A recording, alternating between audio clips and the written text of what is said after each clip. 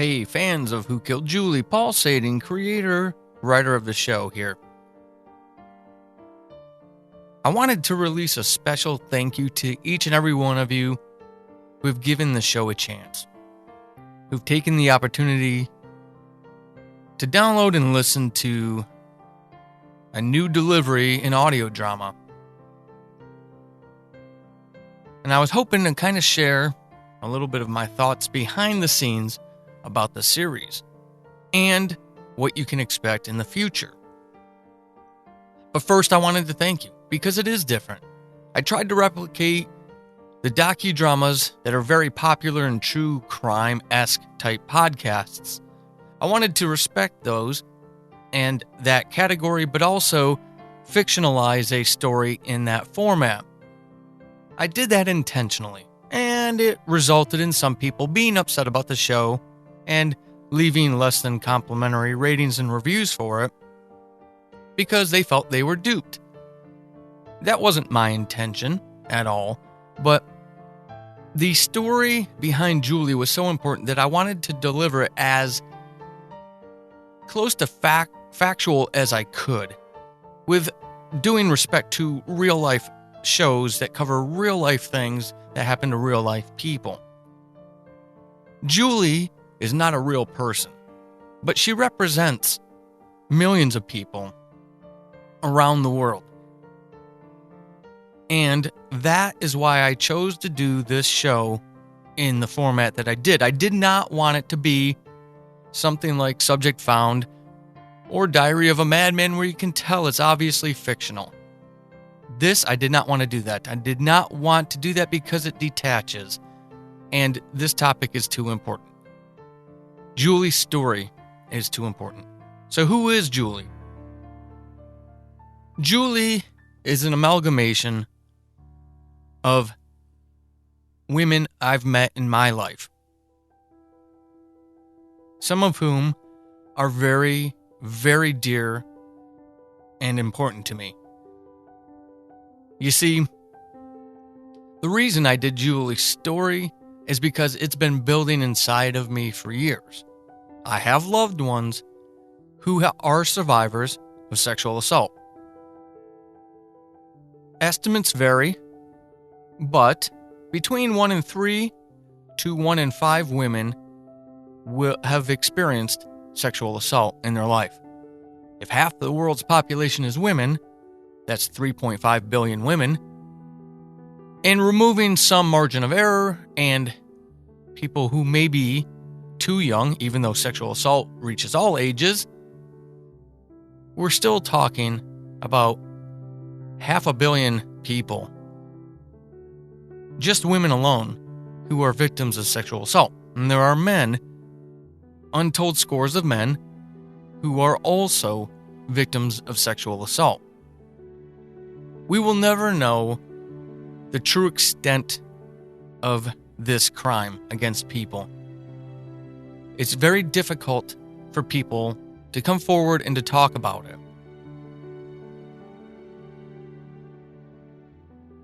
In my professional life, I have served in a capacity for being essentially what is a program manager for a sexual assault response program.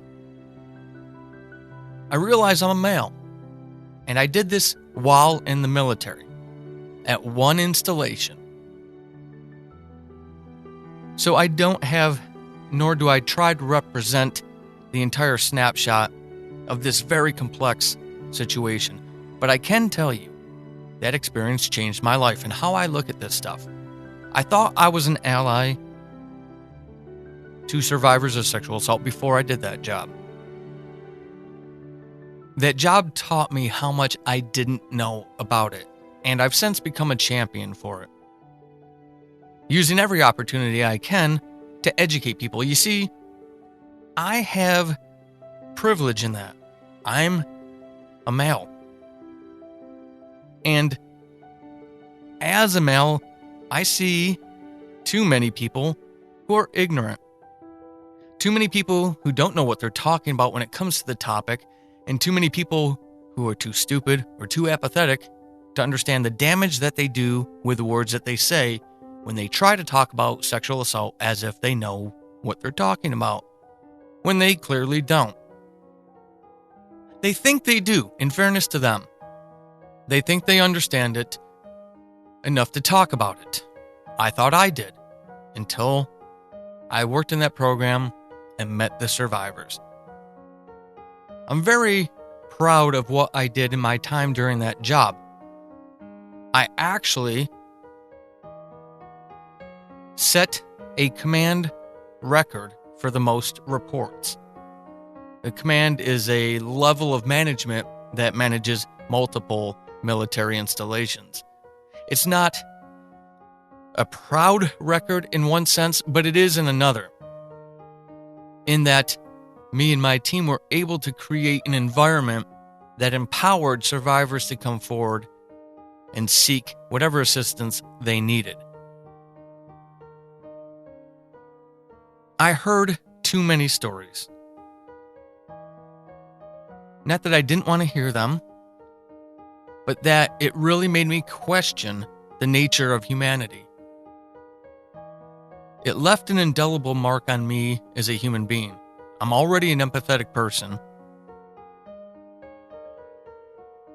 but this really stretched my capacity for understanding. I could not believe some of the things that people did to other human beings. Some of the most atrocious displays of power and control and disregard for someone else's autonomy.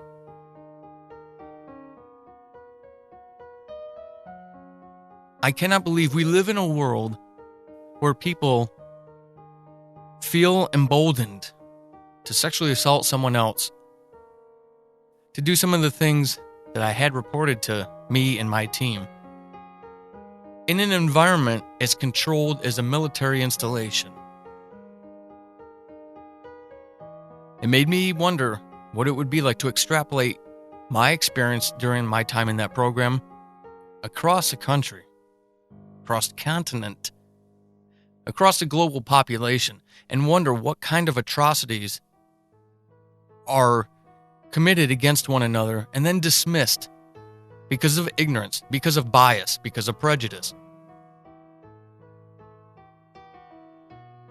Many of the people who are supposed to be the best allies end up being the worst enemies to survivors. Cultural, religious, socio-political opinions taint the way we respond to survivors. Victim blaming is a great way to relegate a survivor and their experience. It helps people. It helps people make sense of why people would do that to one another. It helps people feel as if they are untouchable, that they would never find themselves in a situation similar to that the survivor did. It's all part of that rationalization process, but it damages. It damages and silences survivors. This is one of those issues where people have strong opinions, and a lot of those opinions aren't necessarily, they don't come from a place of anti-allyship, but they come from a place of ignorance and a lack of understanding. And in the conveyance of opinions from that kind of standpoint, often people do damage, unintentional, to survivors. A Facebook post about someone retracting an accusation of rape seems to garner a lot of champions, male and female. And I often wonder the veracity at which people want to celebrate that, where that veracity is when yet another assailant goes free, goes unreported, because of social and cultural pressures against the survivor of that act. When we talk from a point of ignorance, we harm. Everyone's entitled to their opinion, but no one should be free from being confronted on their ignorance. And I make sure that I do that every chance I get, because I've seen what it can do to people. Again, I have loved ones who have been sexually assaulted. You, listening to this, know someone or a number of someones who has. You yourself may have been. It is rampant. And it's a social and cultural problem that we're not ready to deal with because we don't talk about it like we should. We don't help people understand the true cost of it. We allow people to be ignorant about it. We allow lies and fabrications to perpetuate. We lean on notions such as guilty until proven innocent. In a situation where proof is hard to come by, we're not even willing to accept that as a discussion point to start. Essentially, we've got a long ways to go when it comes to understanding and addressing sexual assault and the culture that permeates around the topic. There's too many enablers and too many ostriches. And that's why I created Julie's story. As I record this, even during the writing of the season, there's a painting that I hang on the wall of my office. It's directly in my eyesight as we speak. That painting came from one of the survivors that I worked with during my time as that program manager. She was a victim of numerous assaults, including a gang rape. She was young, and, as is typical in the military, away from home and any support network. And because we were overseas, she was befriended her first night in the country by a group of guys who wanted to be friends. Ultimately, over months and months and months, they cultivated a relationship that they ultimately took advantage of. It is much more disgusting than what I've shared with you. And in the name of privacy and decency, I'm not going to share any more details, but I'll let you imagine what that experience must have been like and how traumatizing it was. But this person left that installation before I did. And before she left, she made sure to give me this gift, a hand-painted image, a yin and a yang of a sunrise and a sunset that represented where she was when she met me and what she felt like after she left on her way out of that installation and leaving our program. Not just me, but our team helped her to get to a much healthier place in her life. She still had a long road to go, but she was walking down that road. I will forever treasure that gift and keep it as a reminder of what we can do when we just shut up and listen to a survivor, when we give them the benefit of the doubt.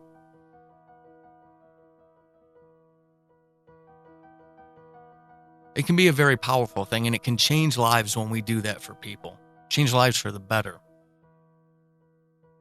Julie represents not only those survivors that I met during my time, but the ones I've met after. The brave people who have shared their story with me throughout the years since then. Each and every one of them. I tried to hold no punches during the show. I tried to set up situations that were intentionally muddy, unclear, nebulous, ambiguous, because I wanted to start a dialogue. I wanted fans of the show to think. My hope is that you had an emotional reaction to the story, and my hope is that you'll go back and you'll think and reflect on Julie's story and your reaction to it. Challenge biases, preconceived notions, prejudices, and assumptions. Understand that you don't know everything about a person's life, about a person's situation. That we weren't there, and even when we are there, we don't see and understand everything. And even the people directly involved don't always understand the situation they're in. That's the facts of this, folks. Instead of spending time and energy assuming we know and casting accusatory statements, isn't it time to listen, to understand, to support? I hope Julie's story has done that for you. Because Julie's story is the story of us. But Julie's story isn't the end of the Emerald Johnson series. I have a number of story ideas listed out. Some of them, like the next one, the Roderick Elba story, are in development already, being outlined. I would like to make that series happen, but I can't do that alone. You see, audio drama is incredibly expensive. This past season was done by all volunteers, but we can't do that again in the future. You heard how talented they were. They gave up that time, all of that time, hundreds and hundreds of hours each, to create what you enjoyed over those 7 episodes. Going forward, it's our hope that you will support us. We will do a fundraiser in the future, but in the meantime, you can also help us get there. How? By becoming a Patreon supporter. If you go to Patreon, patreon.com/Paul Sading, or go to my website, paulsading.com, and click on the support tab, you can find the Patreon feed and the different levels, ranging from $1 all the way up.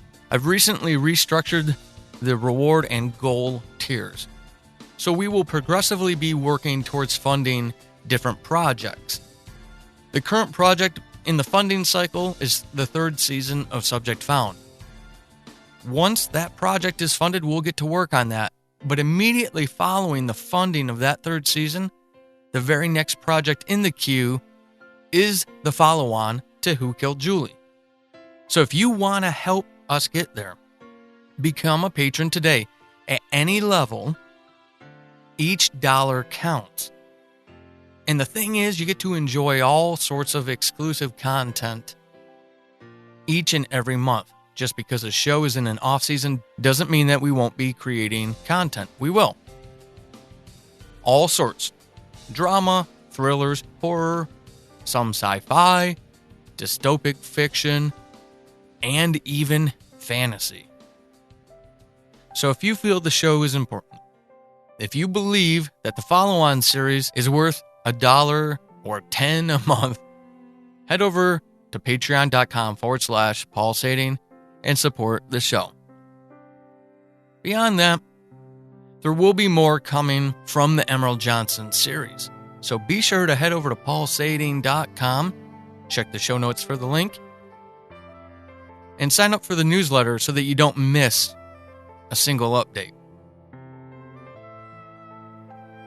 One more time, I do want to thank you for your download and your listen and your support of this show. To each and every one of you who did do that, who did leave a rating and a review, who did tell a friend to check it out, thank you for sharing Julie's story, the story of us.